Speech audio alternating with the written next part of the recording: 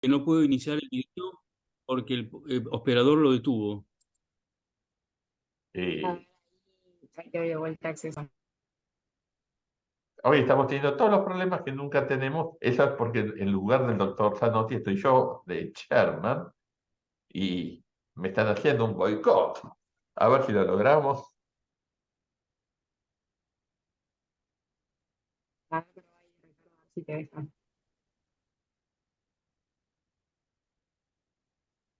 Ahí Ahí estoy estamos, viendo. Ricardo. Lo que no tengo es, Es la presentación. sí, para compartir. No encuentro, ¿dónde está? Compartir pantalla, acá está. Bueno, compartir. Ahí empezaste a compartir. Perfecto. Si lo pones en pantalla completa, Y la puedo exacto. pasar también.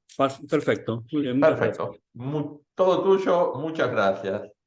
Bueno, entonces, eh, el tema que se me asignó es la importancia de los debates epistemológicos de la economía. Bueno, pero ante todo, agradezco mucho el que se me haya, tanto que se me haya conferido el honor de participar de este ciclo, como el hecho de que Edgardo se encargue de la moderación.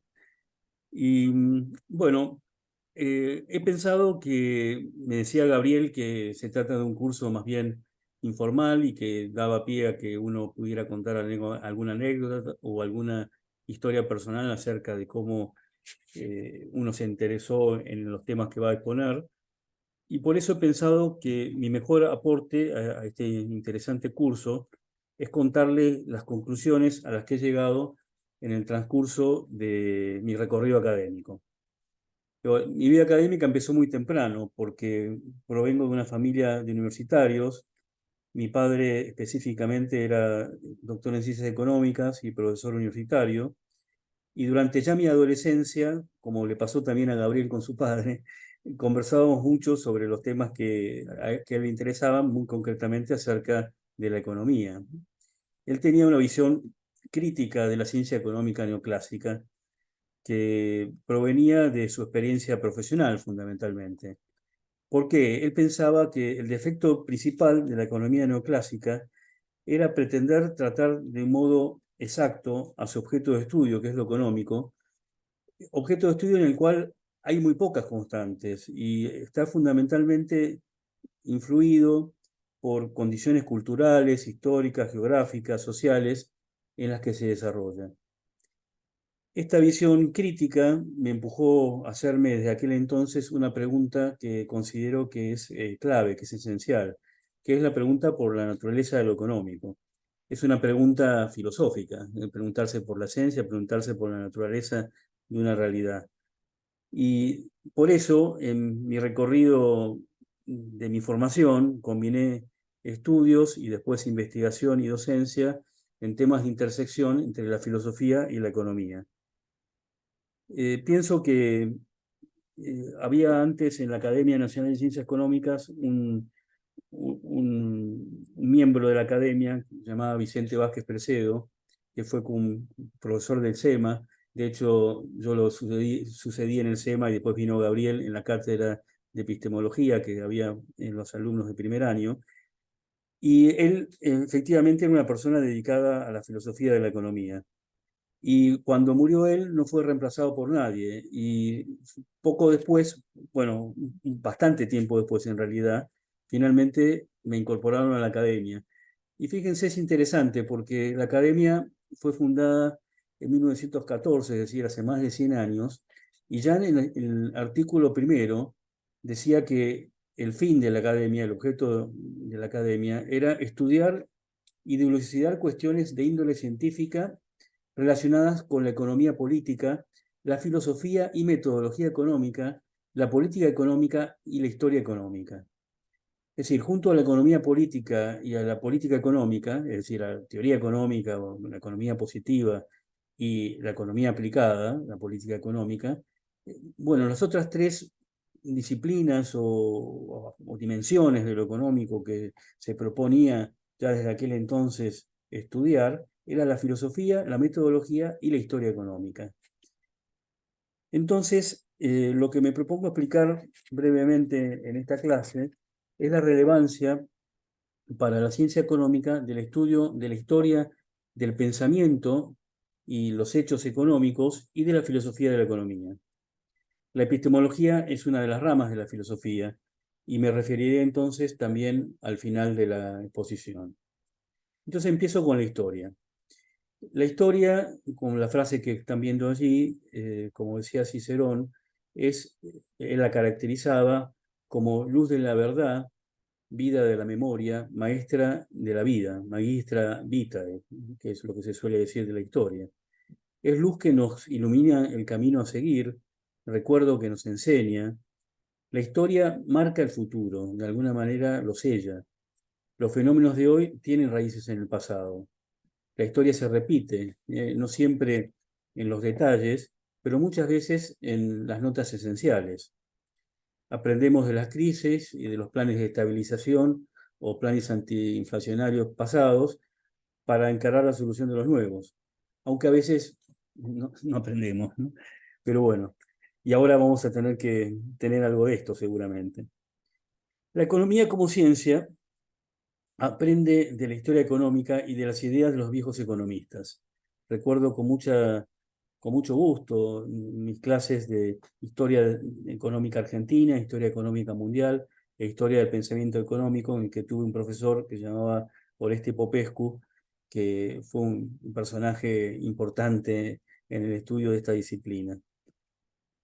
La economía es una ciencia dinámica, en evolución. Herbert Simon, premio Nobel de Economía y además un hombre sabio que abarcó muchísimas disciplinas, decía la frase que tienen ahí en la presentación, que la economía es una ciencia histórica. La leo. La actividad económica tiene lugar en un ambiente complejo, natural y social, del cual se puede endogeneizar solo una pequeña parte en el cuerpo de la teoría económica. En la medida en que este ambiente permanece exógeno, las leyes de la economía no pueden tener el grado de universalidad e invariancia de, digamos, la mecánica de Newton. Por estas y otras razones aducidas en este artículo, la ciencia económica continuará teniendo un importante componente histórico. Fíjense qué interesante que habla de que la ciencia económica tendrá un importante componente histórico, a pesar de que dice que en la teoría económica estas cuestiones permanecen exógenas. Es decir, está hablando de una teoría económica que está comprendida en algo que es más amplio, que es la ciencia económica. Para la teoría económica, lo histórico es exógeno, en cambio, para la ciencia económica, lo que era exógeno pasa a ser endógeno. Me recuerda mucho a John Stuart Mill, que decía que la economía era, bueno, una ciencia positiva que debía dejar fuera un montón de irregularidades propias de las condiciones sociales, culturales, etcétera, pero que a la hora de la aplicación había que volver a dejar que entraran todas esas variables que uno había dejado aparte para poder hacer ciencia y tenerlas en cuenta. Bueno, la ciencia económica de hoy es muy distinta a la de hace 40 años, cuando comienza, por ejemplo, Behavioral Economics, con los primeros artículos de Kahneman y Tversky, o la de hace 85 años, cuando Lionel Robbins definió la economía con la definición que sale en todos los manuales, la de los marginalistas,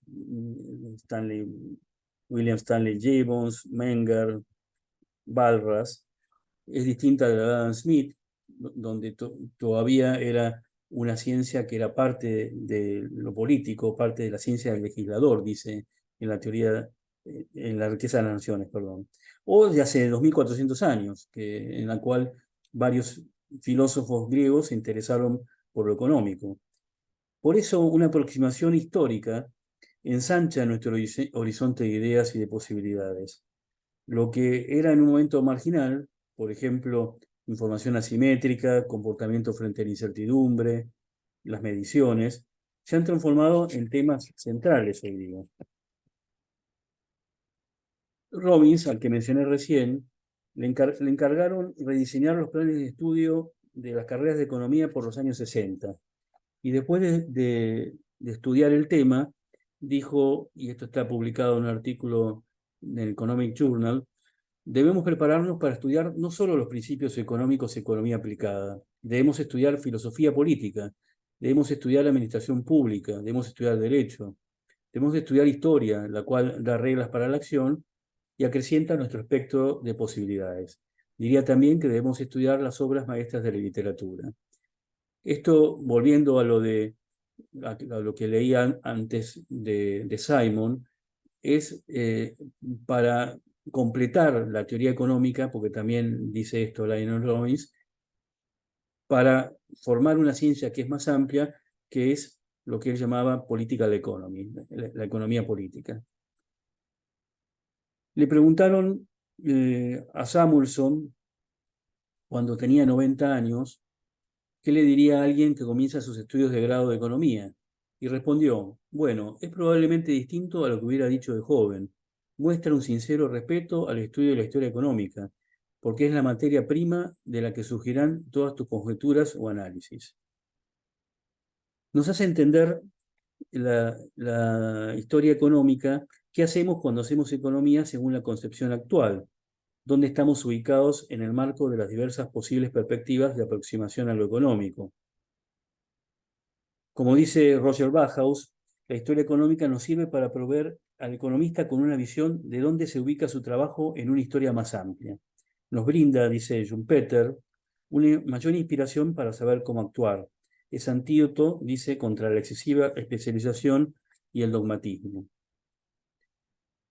En definitiva, nos permite ganar en amplitud de perspectivas científicas para abordar el fenómeno económico, adquirir un panorama de la variedad de ideas que hay acerca del fenómeno económico, entender la raíz conceptual de las distintas aproximaciones científicas a lo económico, comprender la naturaleza cambiante del pensamiento económico y cómo evolucionó de una rama de la filosofía moral, que lo fue hasta el siglo XIX, hacia una técnica de ingeniería social en el siglo XX. Juzgar también desde este panorama las ventajas y las limitaciones del actual desarrollo de la ciencia económica. Bueno, hasta aquí con la historia. Creo que he argumentado bastante por qué es importante saber historia de los hechos y del pensamiento económico para hacer economía. En cuanto a la filosofía, se trata como de una metaciencia que se ocupa de arrojar luz acerca de los principios o postulados fundamentales de las demás ciencias. La perspectiva filosófica permite entender las fortalezas y las deficiencias de la economía pasada y de la economía actual. Ayuda a comprender las razones de las distintas concepciones de la economía y su relación con otras ciencias. Soy consciente de que a oídos actuales, contemporáneos, la filosofía y la economía parecen como cosas o disciplinas muy lejanas entre sí. La filosofía parece ocuparse de algo muy inmaterial, muy etéreo, mientras que la economía de algo bien material y concreto. Sin embargo, la economía nació y permaneció unida a la filosofía. Ya Platón, Jenofonte y Aristóteles, en los siglos IV y III antes de Cristo, se ocuparon de hacer filosofía de la economía. Platón en la República, Aristóteles en la política y en la ética nicomaquea, y Jenofonte tiene varios libros sobre los ingresos, por ejemplo, acerca de los impuestos. Y son verdaderamente interesantes los aportes de estos tres filósofos griegos. Adam Smith, el padre de la economía, era profesor de filosofía moral en la Universidad de Glasgow. Y La riqueza de las naciones es parte de un sistema filosófico que empieza con la teoría de los sentimientos morales y sigue con los ensayos de jurisprudencia. Y hay una continuidad entre estos dos escritos y La riqueza de las naciones. Su amigo, el filósofo David Hume, también escribió ensayos muy interesantes y lúcidos sobre temas económicos, sobre el sector externo, sobre los impuestos, sobre los precios, sobre el mercado. Por ejemplo, Jorge Strepp se ha dedicado bastante a estudiar el caso de Hume. John Stuart Mill fue un gran filósofo político, lógico, epistemólogo y economista. También Karl Marx era filósofo. Y los grandes economistas han sido grandes humanistas, con una fuerte carga filosófica. Por ejemplo, Karl Menger, escuela austríaca, fundador de la escuela austríaca, con influencias claras de Aristóteles. John Neville Keynes, que era el padre de John Maynard Keynes, que escribió el primer ensayo de epistemología de la economía, viene a ser, acerca del método y el alcance de la economía política. Mises, del cual probablemente han hablado bastante en este seminario, en este curso, también, bueno, su pensamiento tiene una carga filosófica muy grande. Los austríacos son, yo diría que los más filosóficos de los economistas. Keynes, el famoso Keynes, estudió filosofía más que economía. En realidad, economía estudió solamente 15 días por su maestro, educado por su maestro Alfred Marshall. Frank Knight, economista norteamericano, que escribió un famoso ensayo sobre la incertidumbre y acuña la definición de incertidumbre, una incertidumbre radical, también tiene una profunda visión filosófica. Bueno, Hayek, inspirado en la Ilustración escocesa, Schumpeter, Lachmann, un austríaco hermenéutico, Herbert Simon, lo mencioné antes, Amartya Sen. Sí, son todos nombres en los cuales incluso Amartya Sen se dedicó un año entero a leer filosofía. ¿Y qué hace esta gente? Un poco me parece que está expresado en la frase de Hayek que ven en la presentación. De tiempo en tiempo es probablemente necesario separarse un poco de las tecnicidades del argumento y preguntarse de un modo ingenuo de qué se trata todo esto. Bueno, eso es la filosofía de la economía. Les cuento que en el año 53 Heilbronner escribió un libro que se llama Economists as Worldly Philosophers, es decir, filósofos mundanos, que fue un verdadero bestseller. Vendió 4 millones de ejemplares. Pero desde mediados del siglo XX hasta hoy día, la verdad es que pocos economistas han sido o son filósofos. Quizá por eso esta combinación puede resultar extraña. Sin embargo, las recurrentes crisis económicas dieron origen a un renacer de la filosofía de la economía en la década de los 80 del siglo pasado. Ahí pongo como una marca o como un acontecimiento importante la publicación por Mark Blau, un holandés que vivió la mayor parte de su vida entre Estados Unidos e Inglaterra, de su libro Methodology of Economics or How Economists Explain. Y a partir de entonces se desarrolló una profusa bibliografía sobre el tema. Los asuntos tratados por los filósofos de la economía suelen publicarse principalmente en estas revistas, Economics and Philosophy, el Journal of Economic Methodology, que es la revista de la International Network for Economic Method, ocasionalmente el Cambridge Journal of Economics, el Economic Journal, Kyklos, también la Review of Austrian Economics, revistas de historia del pensamiento económico y de filosofía de las ciencias. Hay grupos importantes dedicados a la filosofía de la economía en Holanda, tanto en Rotterdam como en Ámsterdam, en Gran Bretaña, en la London School of Economics y al norte en Durham, en Francia, en París, en Finlandia, en Helsinki, en Portugal, tanto en Lisboa como en Coimbra, y hay investigadores individuales en toda Europa, Estados Unidos, Canadá, Brasil y México. Son varias las disciplinas filosóficas que importan a la economía. Las tienen aquí en esta diapositiva. En primer lugar, la metafísica. La metafísica se propone averiguar la naturaleza de los entes, es decir, de las cosas que existen. Se pregunta cuál es entonces, acerca de lo económico, la naturaleza de lo económico y de sus constitutivos, como por ejemplo el agente económico, el mercado, el dinero, las finanzas, la micro y la macroeconomía, el capital, el valor económico. Discernir la naturaleza de lo económico nos permite determinar cuáles deben ser las características de la ciencia que se ocupa de esta realidad. Más concretamente, por ejemplo, discernir la naturaleza del dinero nos permite determinar si las monedas digitales son dinero y si, por tanto, por ejemplo, la autoridad monetaria debe o no interesarse por su impacto en la estabilidad financiera y cambiaria, cosa que están empezando a interesarse los bancos centrales hoy día. En segundo lugar, la lógica, la disciplina filosófica lógica, pues el razonamiento económico no se escapa de las leyes de la lógica. Está implícita en la corrección de las deducciones del razonamiento económico. También nos señala el alcance de las inducciones empíricas y define las reglas para una buena formulación de hipótesis. En tercer lugar, la antropología filosófica. Esta disciplina se pregunta por la identidad y rasgos del agente económico, tanto del consumidor como del productor, y de la firma y del empresario. George Akerlof y Elizabeth Cranton han sido pioneros en el análisis de las consecuencias económicas de las diversas identidades. La antropología filosófica también nos permite conocer las causas de la incertidumbre, un tema trabajado por, entre otros, ya mencionado Frank Knight, Keynes, Hayek, Jekyll.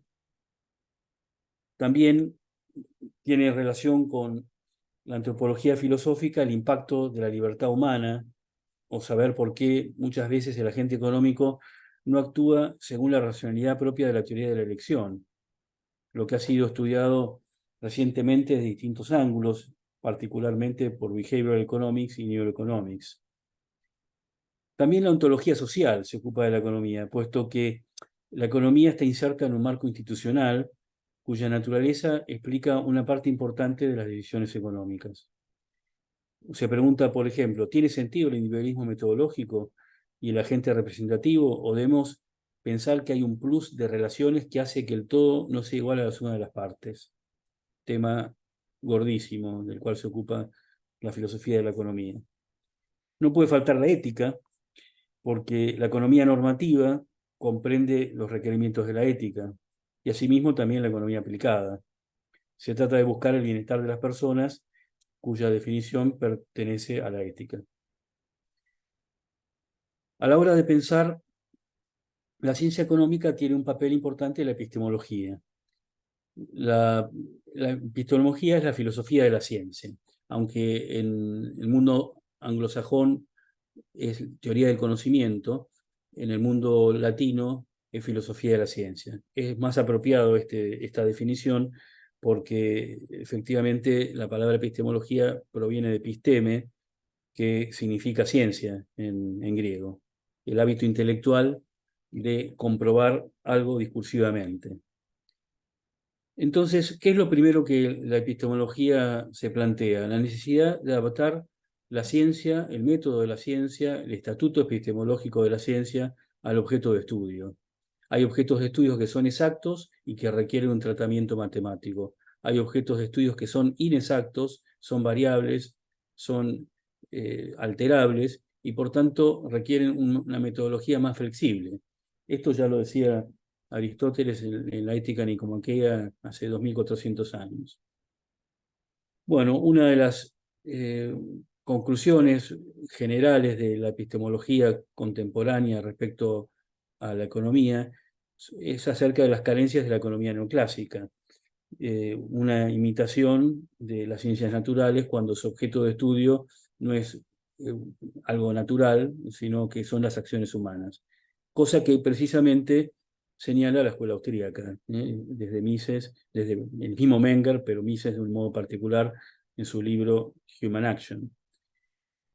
Y bueno, ¿de qué se ocupa entonces la epistemología?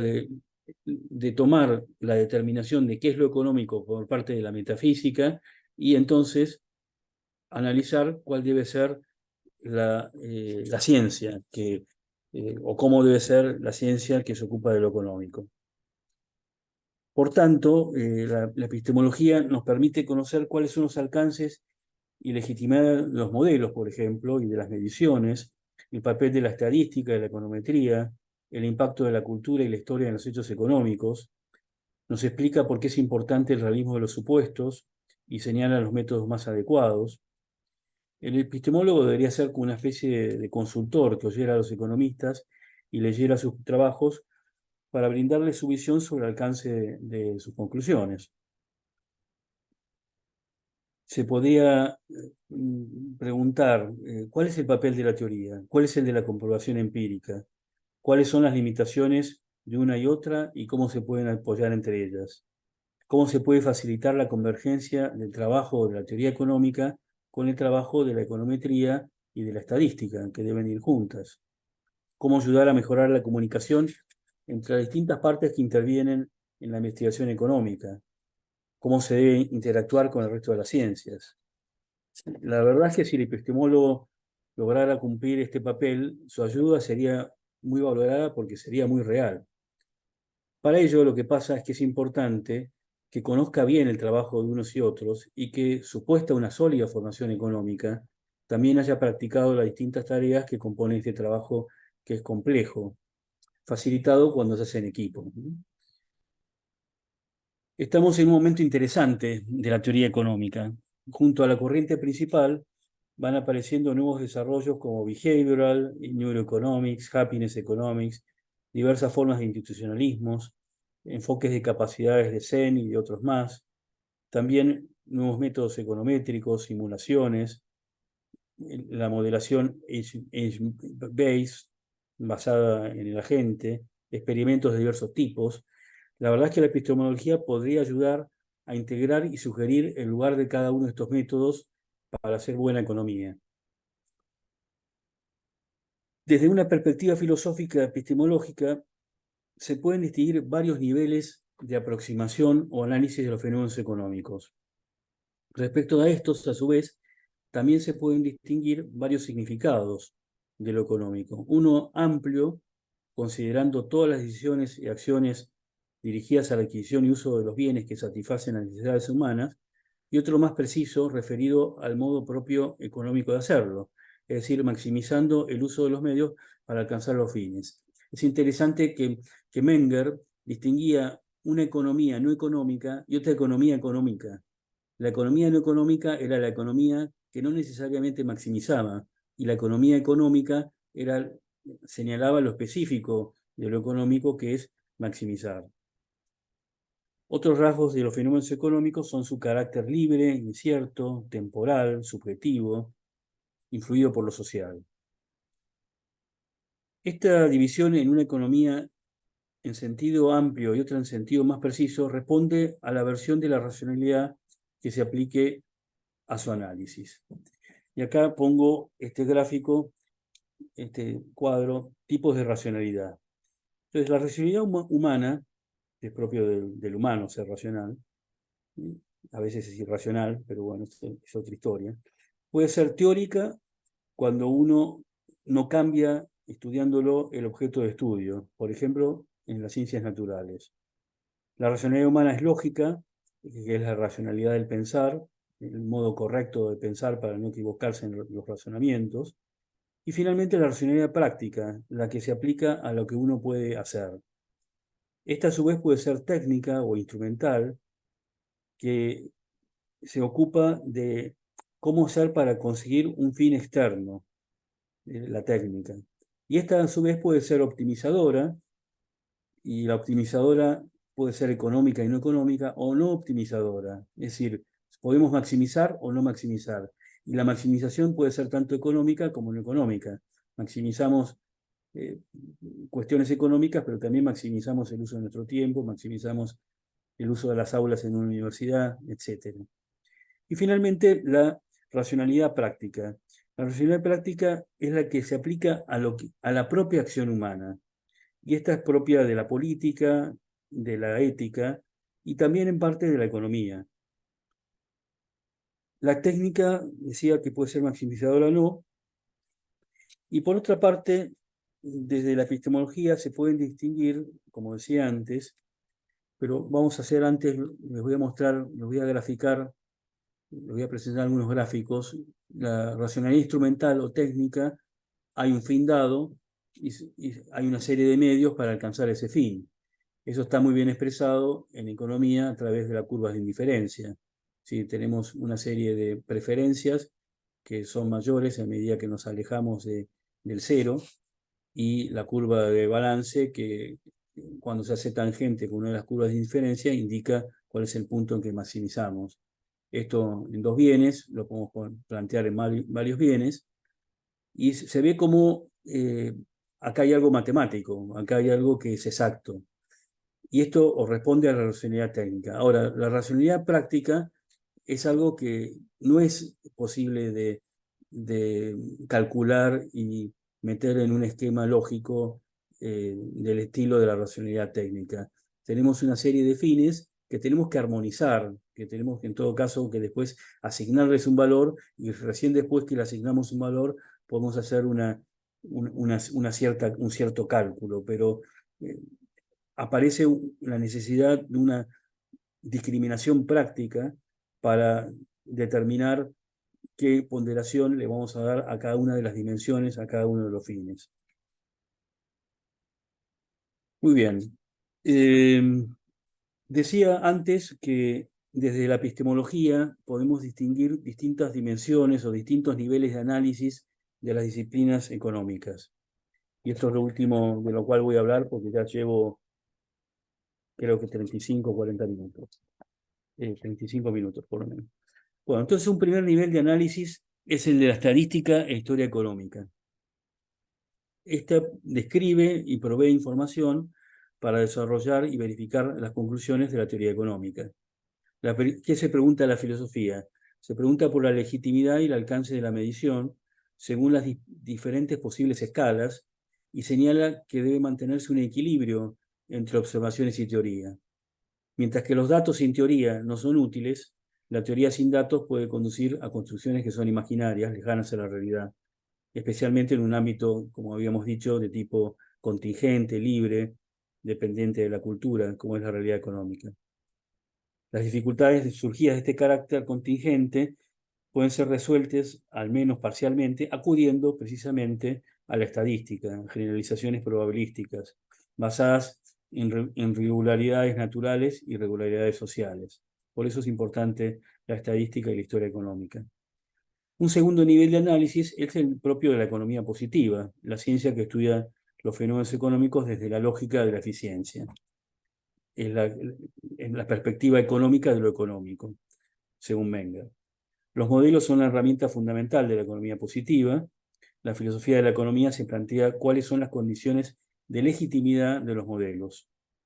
La clave está en la flexibilidad de los modelos para adaptarse al contexto específico al que se aplican.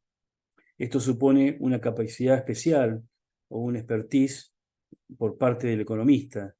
Este acude a la abducción, que es la lógica de la hipótesis, el plantear la hipótesis, de manera tal de buscar el modelo adecuado, considerando la evidencia provista, mediante una variedad de fuentes e instrumentos. La estadística, experimentos naturales y de laboratorio, experimentos mentales, herramientas econométricas.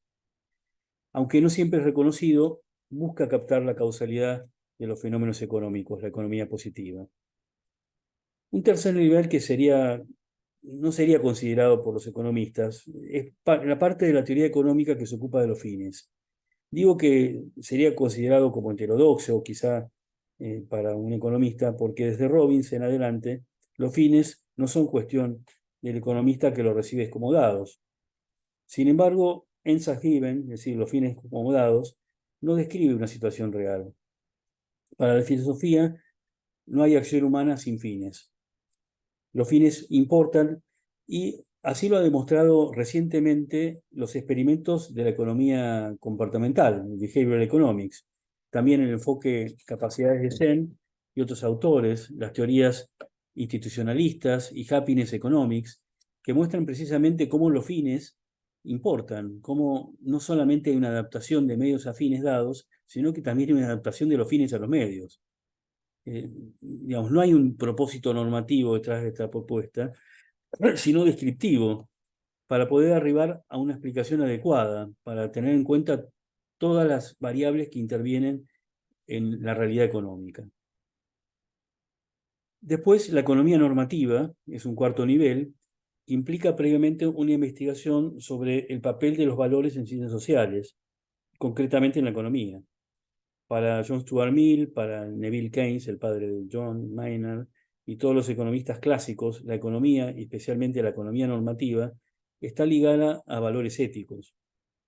En cuanto a los fines de la economía normativa, surge como objetivo principal alcanzar el bienestar o bien común de la población, cuyo contenido tiene tanto bienes impostergables como otros que son más contingentes o relativos al país, relativos al momento.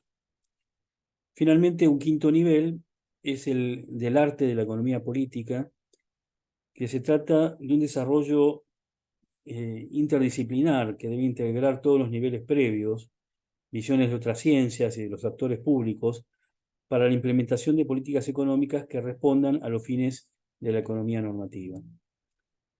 Todas estas etapas o estos niveles de análisis son relevantes y han de estar considerados por una economía política amplia que las contemple y combine de un modo armonioso. La división del trabajo se impone porque nadie puede abarcar todo, es decir, el que hace estadística, el que hace econometría, quizá no puede hacer economía normativa, pero sin embargo es importante que todos los especialistas, el estadístico, el econometrista, el teórico, el formulador, el que formula las políticas, el economista práctico, tengan, aunque sea un ojo puesto en las otras especialidades para poder desarrollar un conocimiento y después una acción adecuada. La especialización conspira contra esto, pero cada uno debería procurar no perder la visión de conjunto. No se trata de algo sencillo. Me recuerda un pasaje de Keynes en un homenaje que hizo a su maestro, Alfred Marshall, que leo, y con esto acabo. Decía Keynes sobre Marshall: el estudio de la economía parece no requerir ninguna dotes especializadas de un orden desacostumbradamente superior. ¿No es intelectualmente considerada una materia verdaderamente fácil comparada con las ramas superiores de la filosofía y la ciencia pura? Sin embargo, los economistas no ya buenos, sino solo competentes, son auténticos mirlos blancos, es decir, bichos raros. Una materia tan fácil en la que tan pocos se destacan. Esta paradoja quizá pueda explicarse por el hecho de que el gran economista debe poseer una rara combinación de dotes. Tiene que llegar a mucho en diversas direcciones y debe combinar facultades naturales que no siempre se encuentran reunidas en el mismo individuo. Debe ser en cierto grado matemático, historiador, estadista y filósofo. Debe ser simultáneamente intencionado y desinteresado, tan fuera de la realidad y tan incorruptible como un artista, y sin embargo, en algunas ocasiones, tan cerca de la tierra como el político. Marshall poseyó muchas de las múltiples facetas de este ideal. Principalmente su educación heterogénea, así como su naturaleza múltiple, lograron reunir en él las prendas o dones más especiales y fundamentales de cuantos son necesarios al economista. Fue eminente historiador y matemático, un hombre que trató al mismo tiempo de lo particular y lo general, de lo temporal y lo eterno. Bueno, con esto quiero ir concluyendo.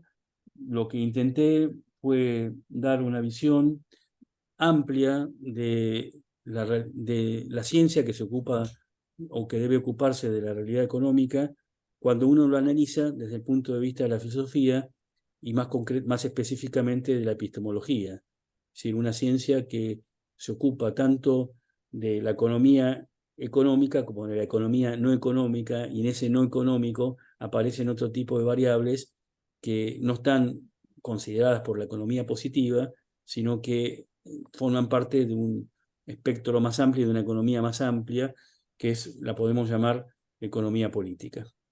Bueno, nada, muchísimas gracias y espero que No, haya a vos, resultado. Ricardo, mil gracias a vos.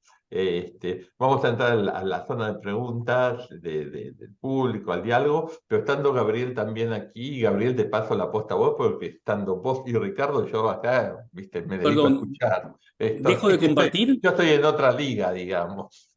¿Dejo de compartir o Sí, quizás? sí, deja de compartir, por favor, así Bueno, fenómeno. te ven, así nos podemos ver mejor. Gabriel, Bien, Ricardo, todo de ustedes. Yo acá sobro, pero soy uno más del auditorio estando ustedes. Así que bueno, bien. Eh, Perfecto. Bueno, Ricardo, conociéndote, sé que hay muchos temas muy importantes para vos. Eh, y cuando comenzabas tu exposición, te referías precisamente a la anécdota de esa conversación con tu padre acerca de lo alejado que él veía los modelos de la contingencia de la vida real. Este, y, y sin embargo, yo sé que tenés una gran admiración por John Stuart Mill como epistemólogo de la economía. Y en John Stuart Mill no veríamos como una especie de conciliación entre ambas cosas, o sea, él hacía su modelo, ¿no? Decía que la ciencia se concentra en ese modelo, pero luego en la aplicación del modelo a las circunstancias concretas, ahí entran diversos factores que vos has estudiado muy bien, o yo diría casi el único. Este, eh, ¿No es entonces un autor que permitiría conciliar una cosa con la otra? Por supuesto, yo lo tengo citado en muchos, probablemente sea la cita que más hago en mis escritos. Sí, Esa cita en la que dice que no es que haya un economista tan absurdo como para que pensar que todo se acaba aquí. Es decir, a la hora de aplicar hay que dejar entrar aquellas cosas que hemos dejado fuera y que sin embargo influyen decisivamente en el fenómeno económico. Lo que pasa es que para hacer ciencia yo necesito dejar afuera todo eso, porque la ciencia tiene que universalizar, tiene que al menos generalizar, si no puede universalizar. Es difícil universalizar en el ámbito del humano, es decir, que no haya excepciones, pero sí generalizar. Y para eso debe dejar afuera todas estas cosas que él dice que después hay que dejar entrar a la hora de la práctica. pero en ese caso, yo no estoy al mismo, no estaría dando la razón y a la vez la solución para la famosa crítica a la economía neoclásica como modelos demasiado matemáticos, etcétera, etcétera. Y lo que pasa es que el problema es pensar que la economía neoclásica es todo, ¿no? Es decir, ese es el pecado de la economía neoclásica, pensar que, que sin dejar entrar todas estas cosas solucionan los problemas, ¿no? El reduccionismo, ¿no? A lo que se tiende la ciencia tan frecuentemente, ¿no? Cada uno tiende a pensar que lo suyo es lo único y basta para explicar y basta para encontrar la solución adecuada, ¿no? No Ok. sé si estás de acuerdo, Gabriel. Sí, en principio sí. Sabes que yo tengo también mis conciliaciones entre la teoría y la praxis. Eh, este, simplemente te lo estoy preguntando porque veo bien cuál es el foco de tu crítica entonces a la economía neoclásica, ¿no? No tanto un error teórico en el planteo de los modelos, sino el reduccionismo. Exactamente, exactamente. Ok, ok. Y pensar que son toda la economía, que eso es toda la economía. Y la economía es más amplia que eso. Perfecto, perfecto. Bien. Eh, una, Me quedó una curiosidad. Cuando tocaste el tema de Menger, eh, inmediatamente yo pensé en la diferencia entre las leyes exactas y las leyes empíricas. Pensé que te ibas a referir a eso, pero repentinamente tocaste el tema de una economía no económica. Y esto no es una pregunta retórica. Ahí, Eso, ¿sabés qué, Gabriel? Está en la yo estuve segunda. como repasando mi Menger así de urgencia, no. No, está en la segunda edición de, los ¿De principios. Investigations? No, no, de Investigations, no, Ah, no, del libro, de los principios. principios. Sí, de los principios. En la segunda edición del año 23, que la editó su hijo, Ajá. Ah, es un descubrimiento bastante reciente esto. Te puedo ah, mandar, te puedo mandar las citas porque es interesantísimo ver sí, que ok. Sí, Menger, estaría muy bueno. de los principios, hizo dos volúmenes donde hizo poner una página en blanco entre cada hoja y para poder trabajarlos más, porque él no se quedó del todo convencido. Y esos volúmenes están uno en Estados Unidos y otro en Japón. Y entonces en esos volúmenes se ven las correcciones que hace Menger a la primera edición de los principios, que es la publicada después por Hayek, ¿no? Sí, Este, sí. en cambio, no se tiene en cuenta en la segunda edición, que es el Menger más maduro, ¿no? Es interesante eso. Bueno, esto es muy importante. Sí, sí, definitivamente. Otro autor que sé del cual has investigado mucho sus fundamentos filosóficos es Keynes, ¿no? Sí. Y siempre destacando el tema de la probabilidad en el análisis de la acción humana, cierta toma de conciencia de la contingencia, ¿no? De la acción, etcétera, etcétera. Eh, Me pregunto, en ese nivel, ¿no había una cierta conciliación con Hayek? O sea, ambos estaban relativamente seguros de que la acción humana era, eh, comillas, muy dispersa. Lo que ocurre es que tal vez el famoso tema de los animal spirits en Keynes tuvo un sentido despectivo, o no sé. Pero me pregunto si a nivel epistemológico no estuvieron mucho más cerca que a nivel de teoría del ciclo. A ¿Qué ver, opinas? pienso que sí, ¿no? Tienen el mismo problema, la incertidumbre. Claro. Lo que pasa es que lo enfrentan de modo distinto. Es decir, para Hayek no hay que tocar nada, no hay que dejar que fluya, digamos, es la escuela escocesa que está por detrás, ¿no? La ilustración escocesa. En cambio, en el caso de Keynes, lo que está por detrás es interesante, porque Keynes estudió todo, como su primer libro importante, teórico, es el Treatise on Probability, que es el que le dio la habilitación del año 21, se estudió todo lo que se había escrito sobre la probabilidad antes que él, ¿no? Y está muy influido por la visión de Hume, de Locke y de Leibniz sobre la probabilidad, que son visiones de tipo no cuantitativa, sino cualitativa acerca de la probabilidad.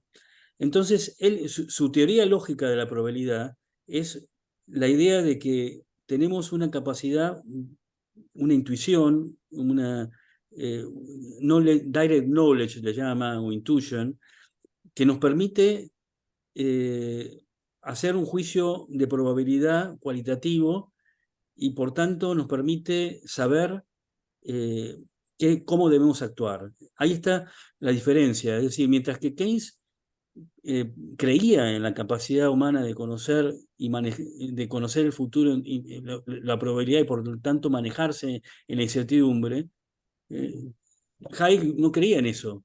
Entonces, uno lo resuelve actuando, es decir, interviniendo, en el caso de Keynes, y Hayek lo resuelve justamente no interviniendo. Pero el problema que están enfrentando es el mismo. Ujú.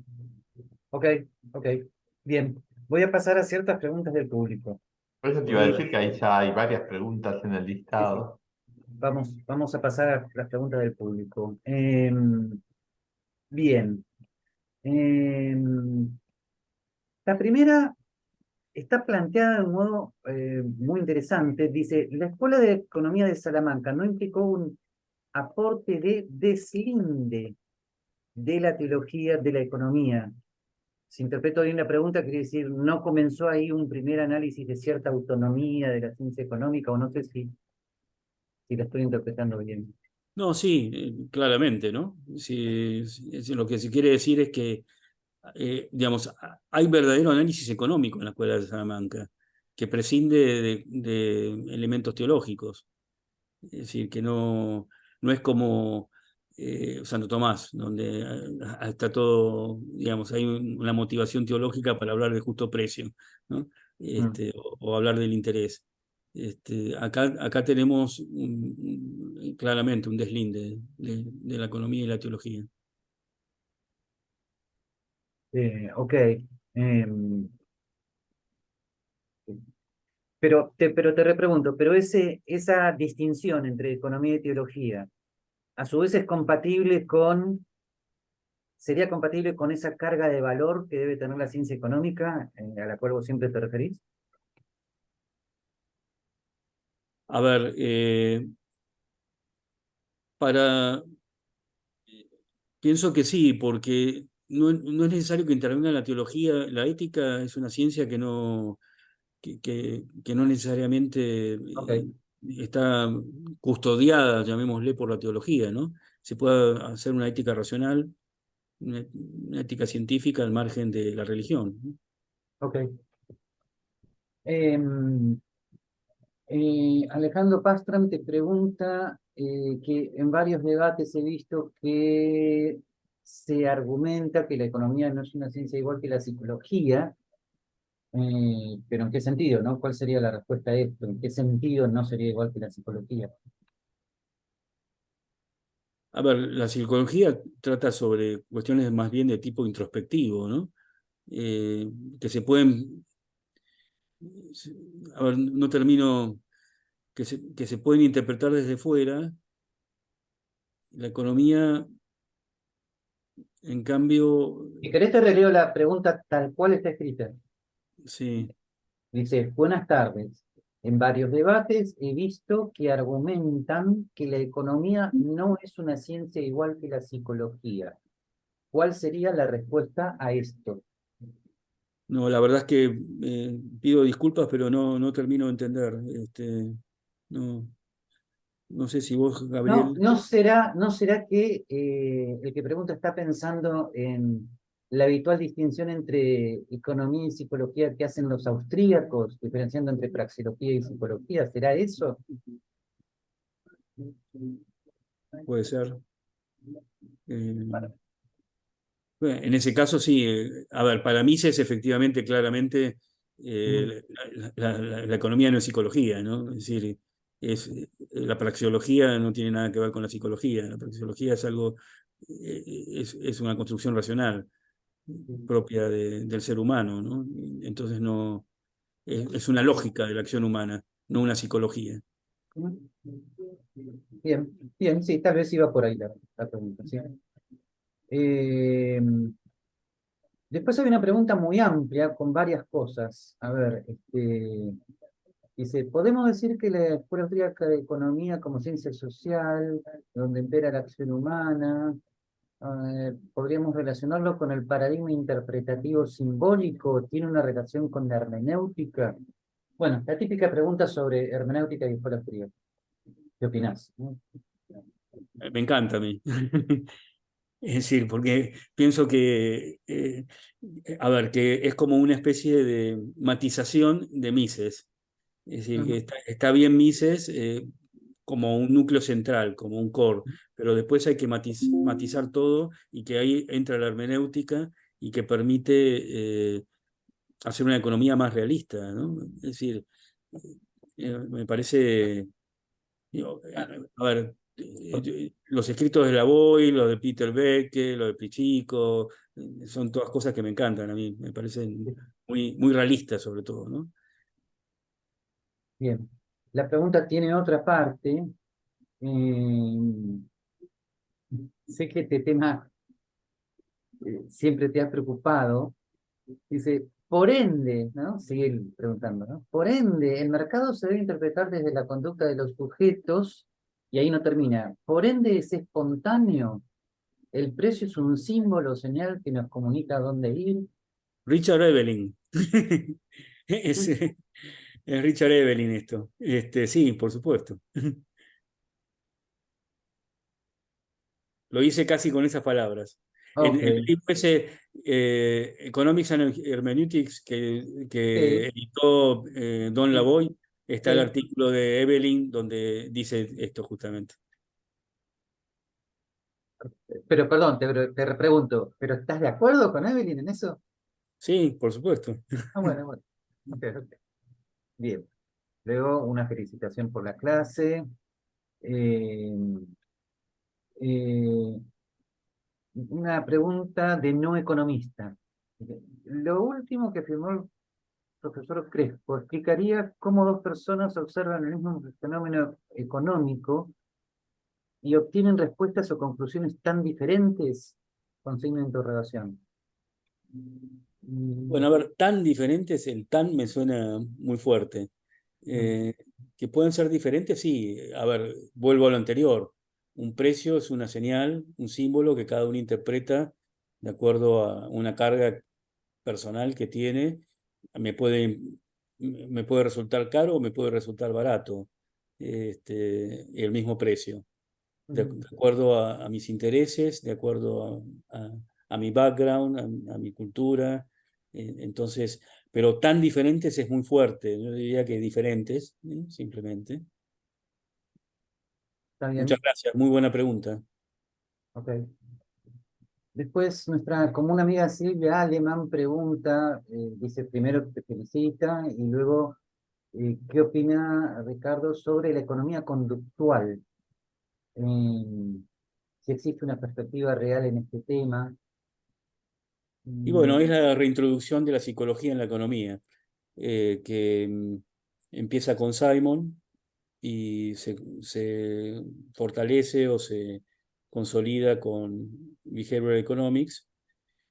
Y me parece muy interesante porque también estaría dentro de lo que podríamos considerar hermenéutica, ¿no? Es decir, que hay una interpretación no sé, de los hechos, de las situaciones que me llevan a actuar de una manera que es poco racional desde un punto de vista de la racionalidad, de la rational joy theory, digamos, de la racionalidad propia de la escuela neoclásica, ¿no? Entonces, me parece muy interesante. Y además, como dije en un momento, apunta a la importancia de los fines, a la reconsideración de fines en la economía, ¿no? Ahora te repregunto porque conozco a Silvia Alemán que hace la pregunta. Yo sé que ella está muy, muy interesada en el libro de Sensory Order de Hayek como parte de la reincorporación de la psicología a la economía. ¿Qué papel le hace ese libro? A ver, uf, es un gran tema que me Sí, ok. Yo necesitaría una clase entera para argumentar Bueno, lo ¿qué que puedo hacemos, llegar a... Edgardo? Le damos una clase adicional para que Yo para diría, argumentar lo que puedo llegar a decir sobre el sensory order. Este, para empezar, me parece interesantísimo que Hayek haya tenido esa... porque además Mises no lo reconocería eso, ¿no? Es decir, Ah, digamos, ahí se separa claramente de Mises Hayek, ¿no? Es decir, que tiene la suficiente personalidad como para separarse del que de alguna manera es maestro, ¿no? Y ocuparse de algo que es bien relevante, ¿no? Es decir, y que le interesa desde su juventud, él lo dice en el comienzo del libro, ¿no? Y además con influencias clarísimas se dedicó todo, me parece recordar, todo un invierno que hacía frío en Viena, se fue a Zúrich a trabajar con un neurocientista, un neurocientífico acerca del tema este de sensory order, que en ese momento escribió algunas cosas que no las publicó, pero que él estaba de acuerdo cuando escribe sensory order, ya por los años 50, 52 creo que es. Eh, no, el tema en Hayek, yo lo que veo ahí, la conclusión que saco es que su psicología tiene un tinte bastante materialista, ¿no? Y eso, claro, es lo que debería argumentar con más tiempo. Ahora solo puedo decir cuál es la conclusión que saqué, ¿no? Tengo algo escrito sobre eso, se lo puedo mandar a Silvia. sí. ¿Materialista o tal vez en una de las etapas más positivistas de su pensamiento? No sé si cabe Puede ser, lo que pasa es que él de todos modos en los nuevos estudios sobre historia, Sí. política, vuelve a decir que Sensory Order sigue estando, sigue siendo lo que él piensa, ¿no? Es decir, Mm, que en etapas posteriores también sigue defendiendo las ideas de Sensory Order. ah, ok, ok. Em, una pregunta ultra recontratípica. ¿Cuál es la diferencia entre Mises y Rothbard en el método de investigación? No, me mató. No, no lo sé, perdón, ¿eh? Eh, Pero a a ver, primera vista, me parece recordar que Rothbard, eh, a ver, debería buscar algunas cosas que he escrito sobre eso. Este, o sea, algún recuerdo de Rothbard, hay alguien que te simpatiza más, a priori, ¿no? y Rothbard. Sí. A ver, déjame ver un segundito si encuentro algo rápidamente, lo que dice Rothbard.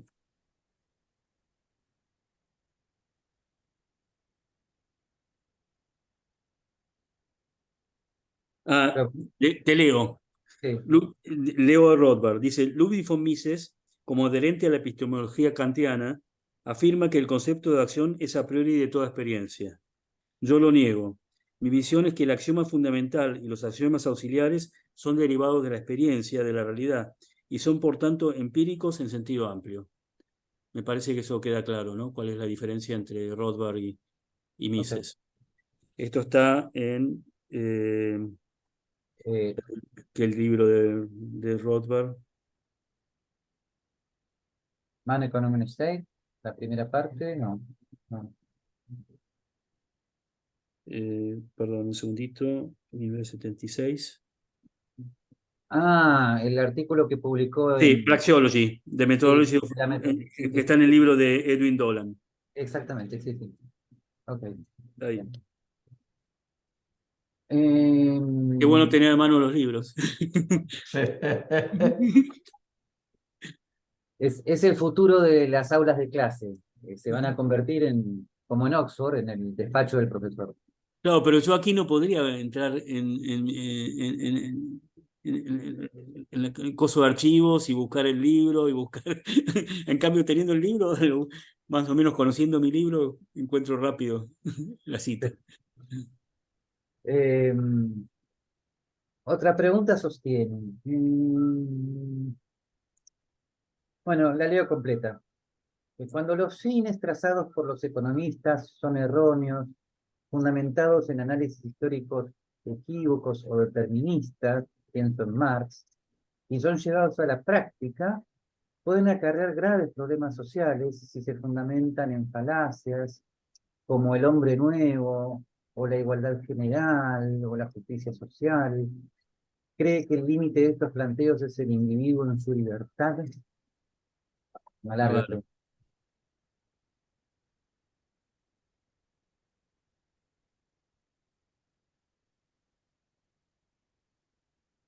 el límite de estos planteos es el individuo en su libertad.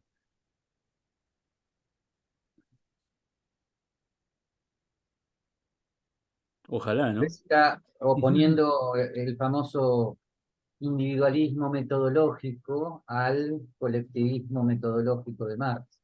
Sí, Posiblemente vaya por ahí. sí.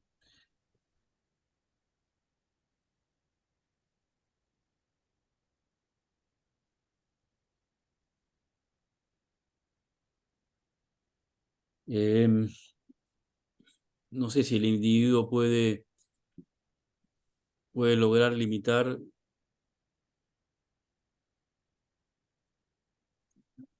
No lo sé, perdón, ¿eh?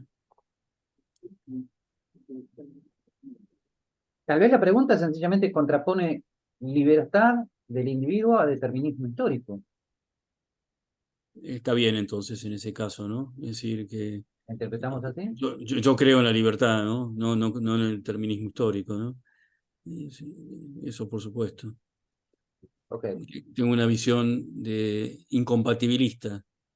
Hoy día hay dos grandes visiones de la libertad, la compatibilista y la incompatibilista. Los compatibilistas dicen que de alguna manera la libertad es compatible con el determinismo, lo que es un concepto de libertad muy débil. Yo tengo un concepto de libertad incompatibilista, es decir, pienso que si el mundo fuera determinista no habría libertad, pero pienso, en esto soy libertario, en este sentido, digamos, no quiero hablar de libertario en todo sentido, sino en este sentido, pienso que como no hay determinismo, somos realmente libres. Ok. Bien. Em, Guillermina Cocos te repregunta, dice, pero ¿la teología no tiene nada que ver con la epistemología? Yo pienso que no. En fin. A ver, puede haber una epistemología de la teología. Y la epistemología de la teología es que la teología se basa en axiomas que se creen por la fe y después tiene que razonar según la lógica, pero los axiomas no son axiomas evidentes, sino que son axiomas que se creen por la fe, ¿no? Y eso sería un análisis epistemológico de la teología, pero no Bien. veo que haya una relación más que esto, ¿no? Antes de pasar a la segunda pregunta de Silvia Alemán, ¿no? Un Anonymous attendee pregunta, no escuché que se relacione economía y matemática. ¿Qué vínculo o no hay entre ambas?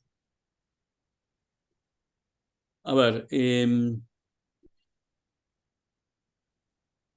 En la economía positiva la matemática entra perfectamente, pero tenemos que tener en cuenta lo que decía antes acerca de evitar el reduccionismo, de pensar que todo es economía positiva y que por tanto todo se puede resolver matemáticamente, es decir, o a través de modelos, ¿no? Es Ok. decir, la matemática es muy útil y sin duda la economía positiva sin matemática no, digamos, no alcanzaría exactitud, no alcanzaría las conclusiones que alcanza, pero no todo es economía positiva. Esa era la tesis que intenté transmitir. Ok. Volvemos a la pregunta de Silvia Alemán. Dice, segunda pregunta y dice, perdón. Yo creo que está perdonada. Bien. Si para la economía neoclásica el principio de lo económico es la racionalidad, la maximización, etc. Y para los economistas austríacos, el principio es la teoría de la acción humana. ¿No se asume que al interior de la acción humana todo el tiempo las personas toman decisiones, sean racionales o no? ¿Cuál sería el punto común entre ambas escuelas? A ver, pregunta difícil. Este, pienso.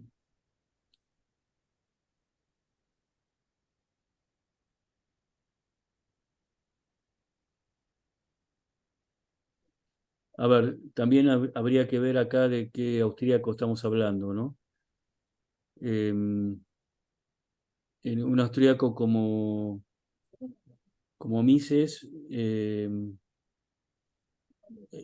Evelyn Rotating Economy tiene su parecido con las visiones neoclásicas, es decir, que habría una cierta, es decir, para Mises la acción es racional por definición, ¿no?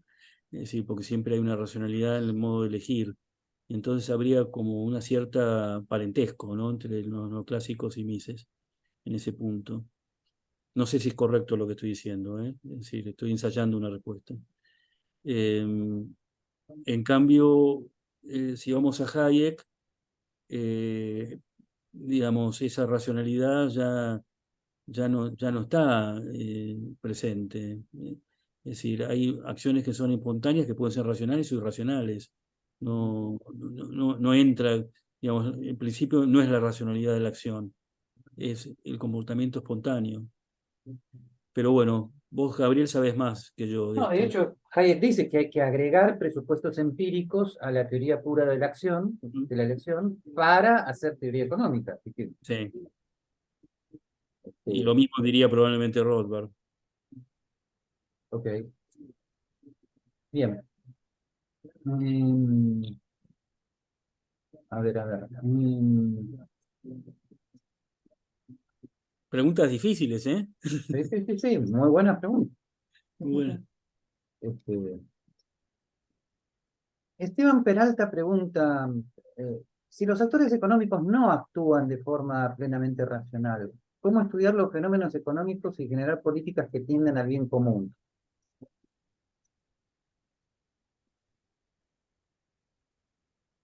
Me parece que ya lo dijiste, pero vas a tener que ampliarlo. a ver, ¿qué fue lo que dije? Acordate de la economía como arte, todo ese tema. Sí, sí. A ver, ahí está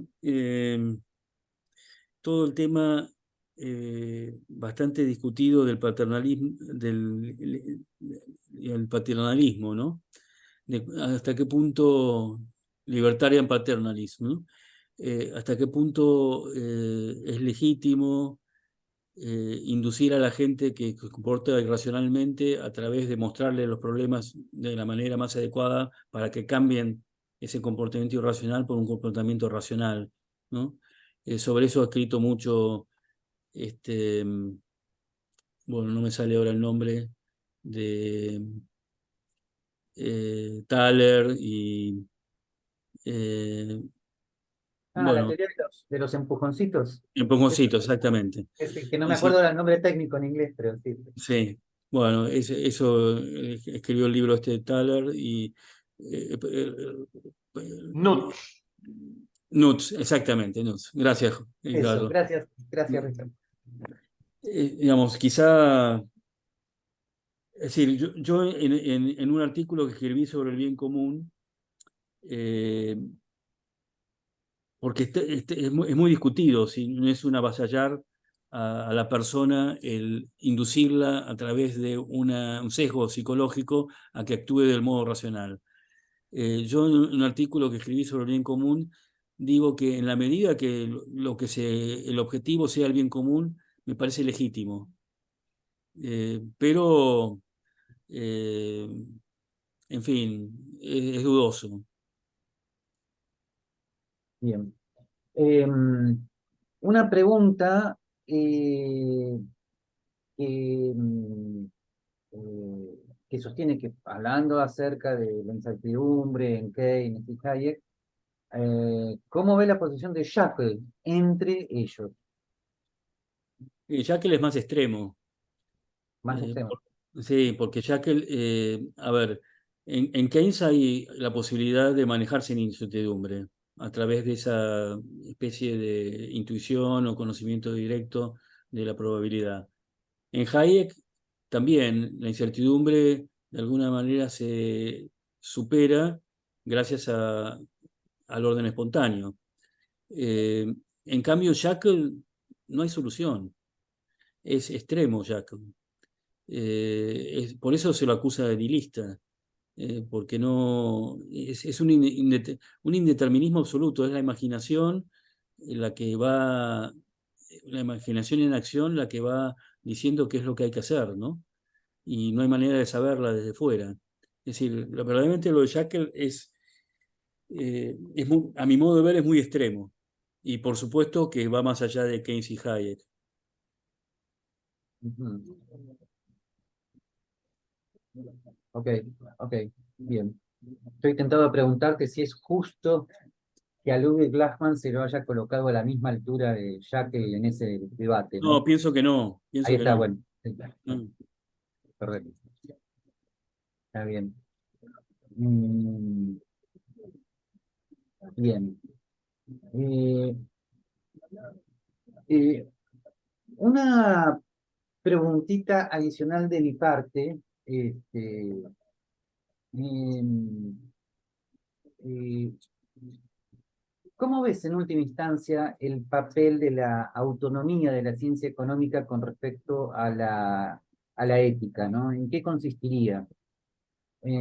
Porque por un lado le das mucho papel a la economía más empírica, más descriptiva, o mejor dicho, le das un papel importante, pero no el papel. Por el otro lado hablas de la carga de valor de la ciencia económica. eh, y sé que la praxeología de Mises siempre te pareció como demasiado determinística, ¿no? Mm. Entonces, la autonomía de la ciencia económica, para vos, ¿cómo estaría explicada? Y a ver, acá entra el gran tema de la presencia o no de los valores en las ciencias sociales, ¿no? Ujú. Que es un tema también enorme.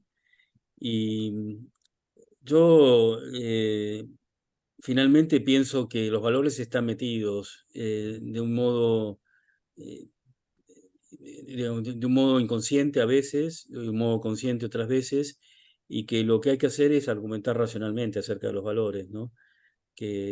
Porque es inevitable que estén, ¿no? Entonces, digamos, hay que ponerlo sobre la mesa, o tratar de ponerlo sobre la mesa. Para vos Entonces, pensás entonces que Friedman, cuando planteó la famosa distinción entre economía normativa y positiva, eh, que exageró un poco, o se le pasó por alto el tema, o... y bueno, Friedman es anterior a toda la discusión esta sobre la presencia de los valores en la ciencia, ¿no? Es decir, en esa época todavía no, y me parece que era legítimo que en ese momento planteara eso de esa manera. Pero más adelante, bueno, aparecen montones de argumentos. eh, en fin, sobre esto también, también lo he desarrollado bastante en un artículo, en capítulos de libros. Debería también argumentarlo más largamente, pero la conclusión es que los valores están presentes y que hay que hacer un esfuerzo por analizarlos de una manera racional. Ok. Ahora, Ricardo, una pregunta muy para vos, ¿no? Eh, ¿Cuál sería el gran aporte de Aristóteles que vos rescatás para el siglo XX en economía? A ver, Aristóteles vio con claridad a través de su idea de que había, eh, digamos, una crematística que él le llama vituperable, es muy fuerte el adjetivo.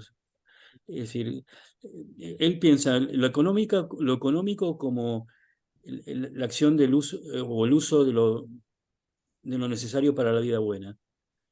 La crematística es la que le provee los medios a la económica.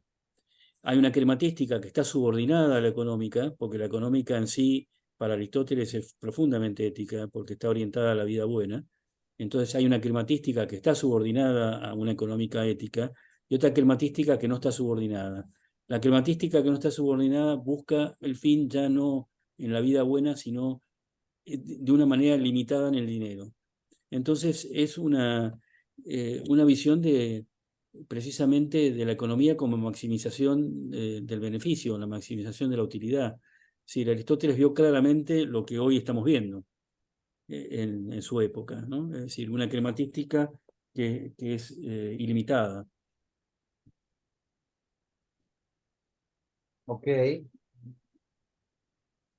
Mm, definitiva, está viendo a la escuela pero neoclásica. entonces, ¿cuál sería la corrección que propone, que podrías sacar desde Aristóteles Y a bueno, las premisas es epistemológicas? decir, que hay una economía normativa que subordina a la economía positiva y sobre todo al arte de el arte de la política económica, a la economía normativa y a los fines de la economía normativa. Digamos, la económica de Aristóteles es economía normativa. Y él pretende una crematística que esté subordinada a esa economía normativa. Pero entonces la inspiración que tienen Menger o Rothbard en Aristóteles no era estrictamente aquella en la que vos estabas pensando. No, no, no. Ah, ok. Es más de tipo epistemológico. Pero sin embargo, te atrae esa Sí, sí, epistemología. por supuesto, sí, sí, sí. Ah, ok. Pero por lo tanto, siguiendo tu argumentación, se podría decir que ese realismo aristotélico, su noción de finalidad de la acción, etcétera, etcétera, también lo ves como algo muy adecuado para el siglo XX. Sí, claramente. Disculpame que te lo estoy extrayendo así, te tiro Sí, sí, sí. confesión.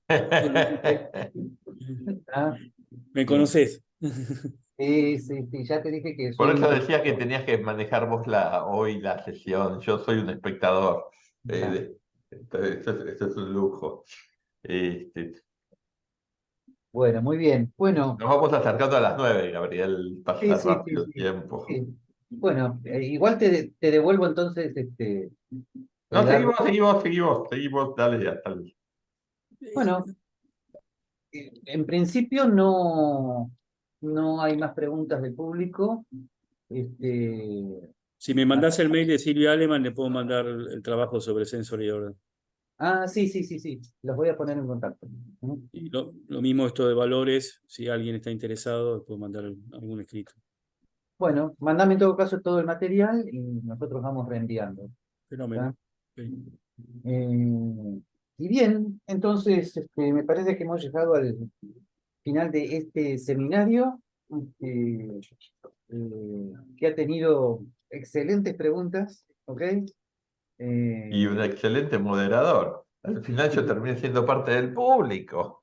Y hago el punto que el doctor Zanotti se acaba de levantar de la cama para este seminario luego de haber estado peleando durante una semana, el pobre Gabriel, Neumann. pero no quiso dejar de estar hoy aquí. Sí, sí, efectivamente. No quise estar ausente en la exposición de Ricardo Crespo y lo digo en serio. Ricardo Doy fe tiene de eso, por eso. dos doctorados, uno en economía, otro en filosofía. Es una rara avis en el ambiente epistemológico mundial al respecto, ¿no? Así que yo tenía que estar o estar, y un gran colega, un gran amigo, comparte sus conocimientos con generosidad, así que yo tenía que estar de alguna manera. Tenía Muchas sido, gracias, Gabriel. Muchas gracias. No, y a vos, Ricardo, Gracias. realmente muchas gracias. Y muy buenas preguntas. Muchas gracias por las preguntas. bien. Bueno, ¿Cerramos, Gabriel? sí, bueno, nos vemos todos el martes que viene, en este curso Lo esencial del liberalismo, en el buen sentido de la palabra lo esencial. ¿Está? Y los esperamos a todos de vuelta, que ya estamos terminando. ¿Bien? Ya nos quedan poquitas semanas. Sí, creo que dos o, dos, 3, me parece, ¿no? dos o tres clases, sí. Dos O clases sea, y el cierre. Dos 2 clases clases y la conferencia de cierre, exacto. La semana que Exacto. viene, la semana que viene, y creo que 2 clases, y una clase Sí, más y el cierre, correcto, sí, si ¿no? mal A no ver, recuerdo, el 14 de diciembre es el nos cierre. queda, tal Sí, cual, nos queda ahora a Civil con los derechos humanos en América Latina, exactamente. luego a Sebastián Landoni con el factor empresarial en las economías de mercado, y luego la conferencia de cierre del martes 12 a cargo del doctor Alberto Venegas Rich. Bien. Bueno, gracias a todos, muy Bueno, buenas noches, nos vemos la semana que viene, y de vuelta, Ricardo, 1.000.000 de gracias. no, al contrario, a ustedes. Hasta luego. Fenómeno. Hasta luego. Cerramos el Zoom.